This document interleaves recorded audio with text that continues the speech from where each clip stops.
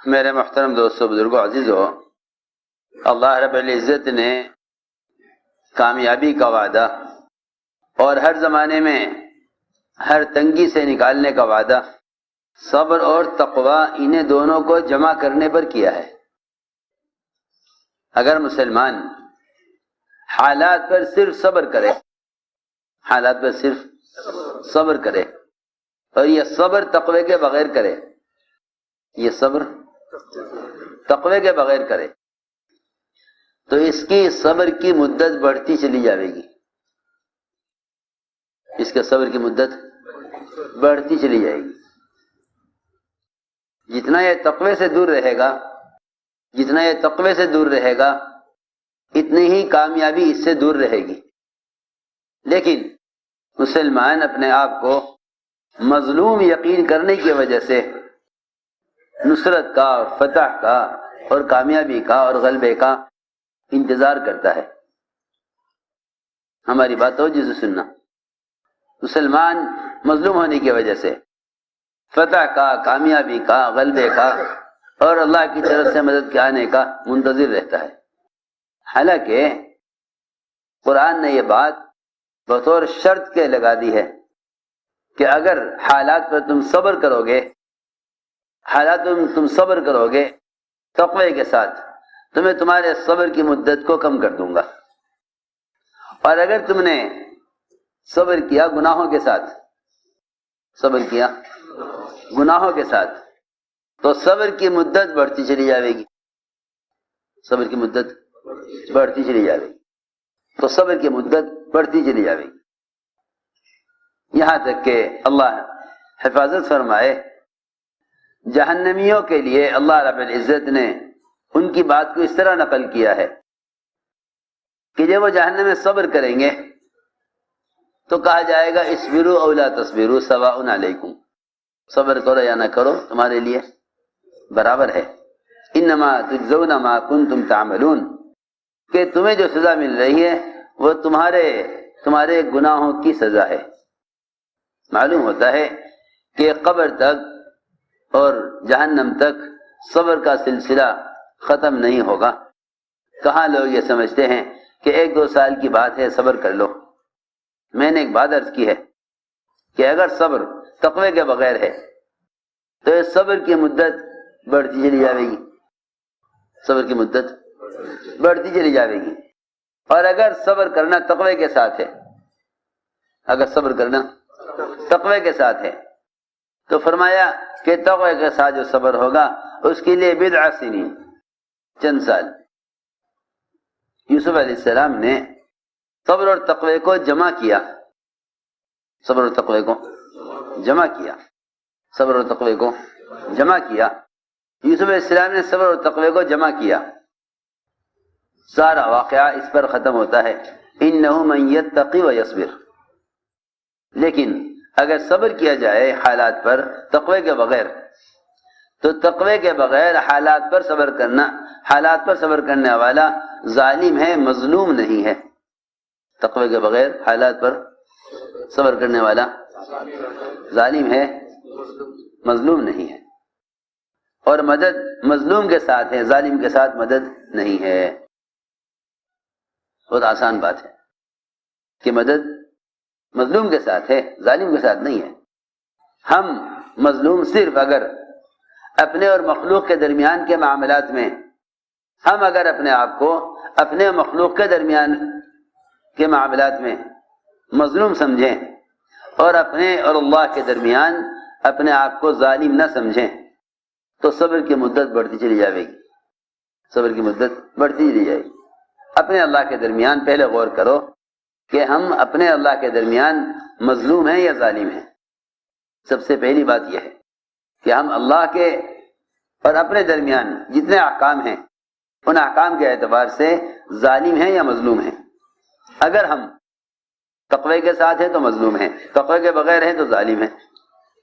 ہم اپنے مخلوق کے درمیان تو دیکھتے ہیں کہ ہم مظلوم ہیں، ہم مظلوم ہیں، لیکن یہ بات ذہن میں رہے سب کے، حالات کے آنے کے 2 رخ ہوتے ہیں، حالات آنے کے 2 رخ ہوتے ہیں۔ ایک حالات آتے ہیں اطاعت کے ساتھ، ایک حالات آتے ہیں اطاعت کے ساتھ، ایک حالات آتے ہیں نافرمانی کے ساتھ۔ حالات کے اطاعت کے ساتھ آنا یہ نبیوں کی لائن کے حالات ہیں اور یہ صحابہ کی لائن کے حالات ہیں، یہ نبیوں کی لائن کے اور صحابہ کرام کی لائن کے حالات ہیں۔ ان حالات میں اللہ رب العزت بہت جلد فتح اور بہت جلدی غلبہ دکھلا دیتے ہیں۔ حدیبیہ میں حضور اکرم صلی اللہ علیہ وسلم کو عمرے سے روک دیا گیا، عمرہ نہیں کرنے دیں گے، رسول اللہ نہیں لکھنے دیں گے، رسول اللہ نہیں لکھنے دیں گے، عمرہ نہیں کرنے دیں گے۔ آپ کا کوئی آج ہمارے پاس آ گیا تو ہم واپس نہیں کریں گے اگرچہ مسلمان ہو کر آوے۔ ہمارا کوئی آدمی آپ کے پاس آ گیا آپ کو واپس کرنا پڑے گا اگرچہ وہ مسلمان ہو کر آپ کے پاس آئے۔ یہ ساری شرائط لگی حدیبیہ میں، ساری شرائط منظور۔ کیوں؟ کیا آپ اس کو ہزیمت کہیں گے، شکست کہیں گے یا مغلوب ہونا کہیں گے؟ نہیں، اگر مسلمان تقوی کے ساتھ ہے، اگر مسلمان تقوی کے ساتھ ہے اور اللہ کی اطاعت کے ساتھ ہے تو یہ سارے مطالبات پورے کر دینا یہ شکست نہیں ہے، بلکہ یہ دشمن کی ہلاکت اور ایمان والوں کی فتح ہے۔ عمر رضی اللہ تعالیٰ عنہ ایک ایک کے پاس جاتے تھے، ایک ایک کے پاس جاتے اور یہ کہتے کیا ہم حق پر نہیں ہیں؟ کیا عمرہ عبادت نہیں ہے؟ کیا بیت اللہ ان کی جاگیر ہے؟ کیا بیت اللہ ان کی جاگیر ہے؟ اللہ کا گھر ہے، اللہ کا گھر ہے، کیوں ہمیں عمرے سے روک رہے ہیں؟ ہم کیوں نہ عمرہ کریں؟ لیکن جس کے بعد بھی جاتے تھے وہ یہ کہتے تھے کہ عمر بے شک تمہاری بات ٹھیک ہے لیکن اللہ کے رسول کا حکم یہ ہے کہ واپس جاؤ، اللہ کا حکم یہ ہے کہ واپس جاؤ۔ عمر رضی اللہ تعالیٰ فرماتے ہیں کہ میں اس دن اپنی بات پر اڑ گیا کہ کیوں نہ عمرہ کریں اور کیوں ان کی بات مانیں۔ فرماتے ہیں کہ میں نے ہمیشہ اعمال اور صدقات کیے کہ اے اللہ میرا اس دن کا تو گناہ معاف کر دے، میں اپنی بات پر کیوں اڑا ہوا تھا؟ حالانکہ عمرہ کرنے پر مصر تھے کہ ہمیں عمرہ کرنا چاہیے، ہمیں عمرہ کرنا چاہیے۔ آپ فرما رہے تھے کہ دیکھو اللہ کا حکم یہ ہے کہ واپس جاؤ۔ اگر تم تقوی کے ساتھ مظلوم بن کر ظالم کو موقع دے دو، اگر تم تقوی کے ساتھ مظلوم ہو کر ظالم کو موقع دے دو تو تم یہاں سے ہٹو گے نہیں، یہاں سے تم ابھی ہٹو گے نہیں کہ اللہ رب العزت فتح کی آیت نازل فرما دے گی۔ عمر رضی اللہ تعالیٰ عنہ ریکنسٹرکشن آف امہ جب سنا کہ حضور اکرم صلی اللہ علیہ وسلم پر وحی کے آثار ہیں تو عمر رضی اللہ تعالیٰ عنہ اپنی سواری کو لے کر صحابہ سے الگ ہو گئے۔ وہ عمرہ کرنے کی رائے دے کر اتنا ڈرے ہوئے تھے، عمرہ کرنے کی رائے دے کر اتنا ڈرے ہوئے تھے کہ ہماری سوچ حضور اکرم صلی اللہ علیہ وسلم کے حکم کے خلاف ہو گئی، ہماری سوچ آپ کے حکم کے خلاف ہو گئی۔ اللہ کے عذاب کے آنے کے لیے اتنا کافی ہے، اللہ کے عذاب کے آنے کے لیے اتنا کافی ہے کہ وہ اعمال جو اللہ کی رضا کے لیے ہیں، عبادت ہے، طواف ہے، جو بیت اللہ کے علاوہ کہیں نہیں ہو سکتا، اگر اس میں بھی ہماری رائے اور ہماری سوچ نبی کی سوچ کے خلاف ہو گئی تو عذاب آ جائے گا۔ ارے سنو تو صحیح،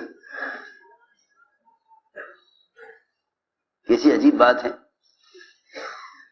عمرہ جو عبادت ہے، جو بیت اللہ کے علاوہ کہیں اور ہو نہیں سکتی۔ اے بھائی سو مت یہاں بیٹھ کے، اگر نیند آ رہی ہو جا کے لیٹ کے سو جاؤ، میری طرف سے اجازت ہے، بیانے بیٹھ کے سونے کی اجازت نہیں، ایسے نیند آئے جا کے پڑھ کے سو جاؤ۔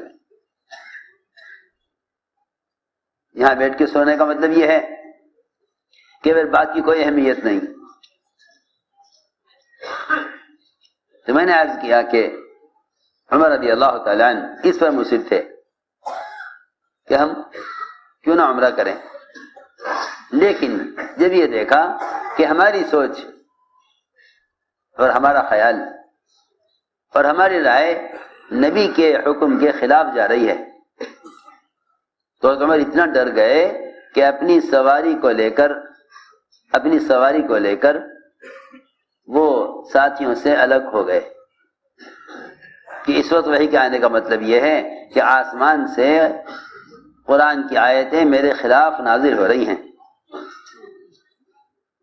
قرآن کی آیتیں میرے خلاف نازل ہو رہی ہیں، اور اب اللہ کا عذاب میرے لیے آوے، میں ساتھیوں سے الگ، میرے لیے عذاب آ رہا ہے، میں ساتھیوں سے الگ ہو جاؤں تاکہ اللہ کا عذاب میرے ساتھیوں پر نہ آوے،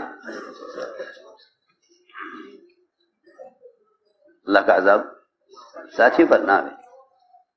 یہ سوچ کر عمر رضی اللہ تعالی عنہ سواری کو لے کر اپنی ساتھیوں سے الگ ہو گئے کہ اللہ کا عذاب عمر پر آئے گا، کیونکہ عمر اس رائے پر اڑ گیا کہ ہمیں دب کر صلح نہیں کرنی چاہیے بلکہ ہمیں مقابلہ کر کے عمرہ کرنا چاہیے،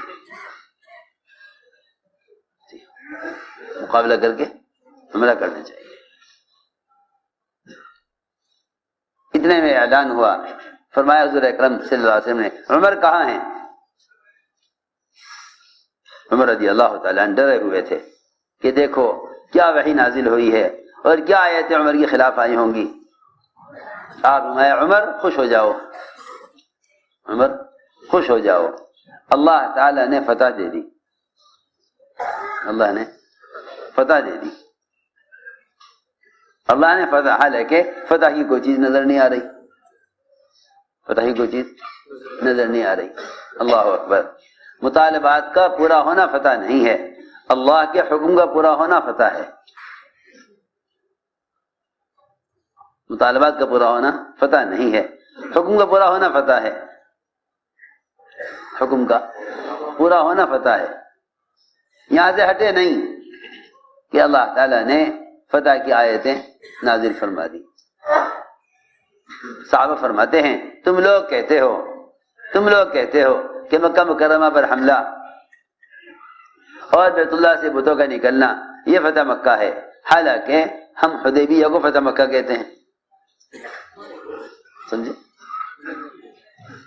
تم لوگ کیا کہتے ہو کہ مکے پر حملہ اور بیت اللہ سے سارے بتوں کا نکل جانا، تم لوگ سمجھتے ہو کہ مکے پر حملہ کرنا فتح ہے، حالانکہ وہ فتح نہیں، فتح مکہ تو حدیبیہ ہے، فتح مکہ تو حدیبیہ ہے۔ بس بات یہ ہے کہ اللہ رب العزت نے مدد کے لیے صبر و تقوی کو جمع کرنا شرط بنا دیا ہے۔ ان تصبروا وتتقوا، ان تصبروا وتتقوا، لوگ صبر کر رہے ہیں تقوی کے بغیر، لوگ صبر کر رہے ہیں تقوی کے بغیر۔ اگر صبر تقوی کے بغیر ہے، اگر صبر تقوی کے بغیر ہے تو یہ ظالم ہے، اور اگر صبر تقوی کے ساتھ ہے تو یہ مظلوم ہے، اور مظلوم کے ساتھ اللہ کی مدد، مظلوم کے ساتھ اللہ کی مدد یقینی ہے، مظلوم کے ساتھ اللہ کی مدد یقینی ہے۔ اگر یہ صبر کر رہے ہیں تقوی کے ساتھ تو اللہ تعالی نے تقوی پر 5 وعدے کیے ہیں، اللہ نے تقوی پر 5 وعدے کیے، اللہ نے تقوی پر 5 وعدے کیے ہیں۔ سب سے پہلا وعدہ یہ ہے کہ اگر یہ تقوی اختیار کریں تو میں ان کو ہر تنگی سے نکال دوں گا۔ من یتق اللہ یجعل له مخرجا، من یتق اللہ یجعل له مخرجا، کہ اگر یہ تقوی اختیار کریں تو میں ان کو ہر تنگی سے نکال دوں گا، میں ان کو ہر تنگی سے نکالوں گا، اگرچہ انہیں ظاہر میں نکلنے کا کوئی راستہ نظر نہیں آئے گا، لیکن میں ان کو ہر تنگی سے نکال دوں گا۔ 7 آسمان و زمین اگر جوڑ دیے جائیں آپس میں، اس درمیان میں کسی کو گناہ کی طرف مائل کیا جائے اور یہ بچ کر نکلنا چاہے تو اللہ اس کے نکلنے کے لیے راستہ بنائیں گے۔ مجھے عرض یہ کرنا تھا کہ مسلمانوں کو گناہوں نے اور گناہوں کے اسباب نے گناہوں نے، گناہوں کے اسباب نے ایسا گھیر لیا ہے کہ مسلمان یہ سمجھتا ہے کہ اس زمانے میں ان گناہوں سے بچنا ممکن نہیں ہے، ان گناہوں سے بچنا ممکن نہیں ہے۔ حالانکہ اللہ تعالی نے جس کام کے کرنے کا حکم دے دیا، اللہ نے جس کام کے کرنے کا حکم دے دیا، اللہ تعالیٰ کبھی بھی مسلمان کو، اللہ نے مسلمان کو جس کام کے کرنے کا حکم دے دیا، اللہ تعالیٰ مسلمان کے لیے کبھی بھی اس کام میں رکاوٹ نہیں لائیں گے۔ اور مسلمان یہ کہتا ہے کہ دین تو بے شک ہے لیکن اس پر چلنے میں یہ رکاوٹ ہے۔ ایک بات بالکل حقیقت ہے کہ مسلمان کے دینی امور میں جتنی رکاوٹیں پیش آئیں گی وہ مسلمان کی اپنی ذات سے پیش آئیں گی، مسلمان کی اپنی ذات سے پیش آئیں گی۔ جو رکاوٹیں دین میں مسلمان کی اپنی ذات سے پیش آئیں گی ان رکاوٹوں میں غیر کامیاب ہو جائیں گے۔ ہماری بات توجہ چاہتی ہے، ان رکاوٹوں میں غیر کامیاب ہو جائیں گے۔ جو رکاوٹیں مسلمان کے خود حکم توڑنے کی وجہ سے آئیں گی اس میں غیر کامیاب ہو جائیں گے، اس میں غیر کامیاب ہو جائیں گے، چاہے وہ کتنا معمولی مسئلہ ہو یا کتنا غیر معمولی مسئلہ ہو، اس میں غیر کامیاب ہو جائیں گے۔ اور جہاں مسلمان حکم پورا کرے گا اس میں جو رکاوٹ آئے گی اللہ رب العزت اس رکاوٹ سے کفر کو مغلوب کریں گے اور مسلمان کو غالب کریں گے۔ یہ اللہ تعالیٰ کا دستور ہے۔ اور اسلام میں جو رکاوٹ مسلمان کی وجہ سے آئے گی، اسلام میں جو رکاوٹ مسلمان کی وجہ سے آئے گی اس میں مسلمان مغلوب رہے گا اور کفر غالب رہے گا، صاف بات ہے۔ اس لیے فرمایا کہ سب سے پہلا وعدہ یہ ہے کہ ہم ہر تنگی سے نکال دیں گے اگر ان میں تقوی ہے۔ یوسف علیہ السلام کو گناہ پر آمادہ کیا گیا، وہ یہ سوچ کر وہاں سے نکلے کہ اللہ تعالی میرے لیے راستہ نکالیں گے۔ جس دروازے پر پہنچتے تھے وہ دروازہ پہلے کھل جایا کرتا تھا، حالانکہ سارے دروازوں کو بند کر کے تالے لگائے گئے تھے کہ یوسف علیہ السلام گناہ سے بچ نہ سکیں۔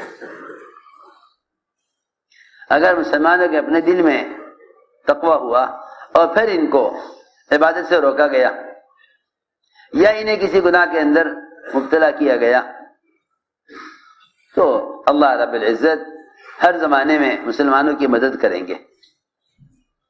میں نے عرض کیا کہ پہلا وعدہ یہ ہے کہ جو آدمی تقوی اختیار کرتا ہے ہم اس کے لیے نکلنے کا راستہ بنا دیتے ہیں۔ دوسرا وعدہ یہ ہے کہ اللہ تعالیٰ ایسی جگہ سے رزق عطا فرماتے ہیں جہاں گمان خیال پہنچتا نہیں ہے، جہاں گمان اور خیال پہنچتا نہیں۔ اللہ ایسی جگہ سے رزق عطا فرماتے ہیں جو عقل کے بھی خلاف ہوتا ہے اور گمان کے بھی خلاف ہوتا ہے، عقل کے بھی خلاف اور گمان کے بھی خلاف، عقل کے بھی خلاف گمان کے بھی خلاف۔ ایسی جگہ سے اللہ رزق لاتے ہیں عقل کے بھی خلاف اور گمان کے بھی خلاف۔ صحابی پیشاب کر رہے اور چوہا اشرفیاں لا رہا، یہ عقل کے خلاف ہے۔ عقل کا تقاضا یہ ہے کہ چوہے پیسہ نکال لیتے ہیں یا قدر دیتے ہیں، وہاں جس کو چھوٹا فاسق کہا ہے چوہے کو، وہ چوہا اشرفیاں لا کر صحابی کو دے، وہ بھی نماز پڑھتے ہوئے نہیں بلکہ استنجا کرتے ہوئے، کہ تم یہ سمجھو گے کہ اعلیٰ درجے کا عمل ہوگا تب دنیا ملے گی، تم سمجھو گے اعلیٰ درجے کی عبادت ہوگی تو دنیا ملے گی۔ اللہ کے یہاں دنیا اتنی کمینی ہے کہ تو عمل کرنے والے استنجا کر رہے ہوگے ہم تمہیں دنیا دے دیں گے. ہمارے یہاں دنیا اتنی ذلیل ہے کہ تم استنجا کر رہے ہوگے ہم تمہیں دنیا دے دیں گے. بات یہ ہے کہ جب مسلمان اپنے مسائل کے حل کے لیے غلط رخ اختیار کرتا ہے اور اس میں اللہ کے احکام کی پرواہ نہیں کرتا، اللہ کے احکام کی اس میں پرواہ نہیں کرتا، تو عجیب بات یہ ہے، سننا دھیان سے، جب مسلمان باطل کے اسباب کو اپنی ضرورت کے لیے استعمال کرتا ہے، جب مسلمان باطل کے اسباب کو اپنی ضرورت کے لیے استعمال کرتا ہے تو اللہ رب العزت باطل کے مغلوب ہونے کے بعد بھی ان اسباب کی وجہ سے ایمان والوں کو ان اسباب کی وجہ سے گمراہ کر دیتے ہیں. میری بات بہت توجہ چاہے گی. مسلمان یہ سوچ کر باطل کے اسباب کو اختیار کر لیتا ہے کہ یہ اسباب تو ہمیں غنیمت میں ملے ہیں، یہ اسباب تو ہمیں غنیمت میں ملے ہیں. ارے سن توجہ سے بات.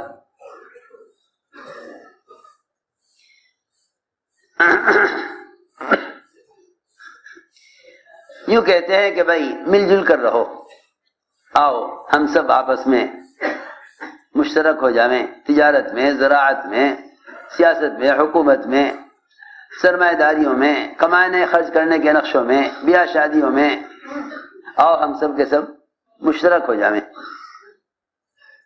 سب مشترک ہو جائیں اور ہر مسئلے میں آپس میں مل جل کر چلو.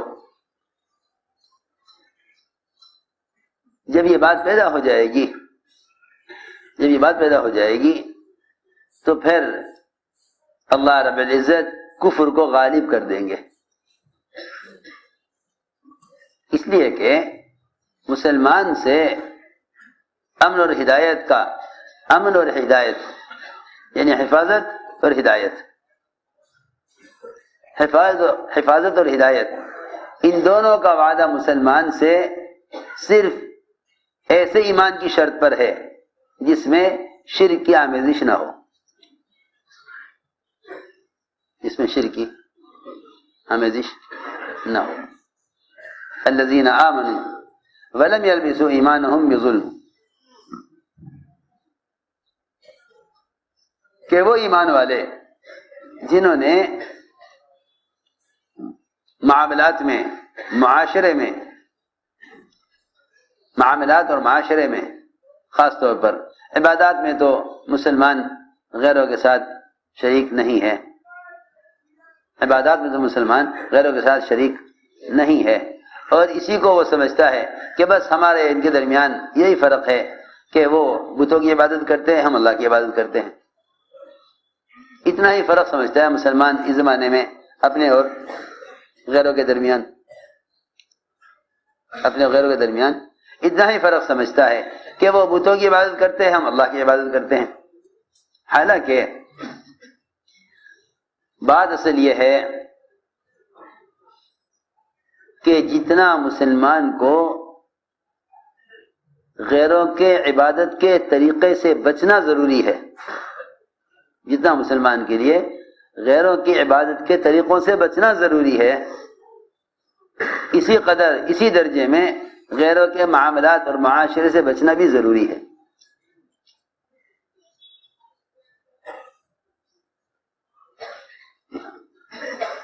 ایسا نہیں ہے کہ مسلمان اپنے اور غیروں کے درمیان فرق کرنے کے لیے صرف عبادت اور پرستش کو اصل سمجھے. بالکل نہیں. جتنی اہمیت مسلمان کے عبادت کے طریقوں میں غیروں کی مخالفت کرنے کی ہے، اتنی ہی اہمیت معاملات اور معاشرے میں مسلمان کے لیے غیروں کی مخالفت کرنا ضروری ہے.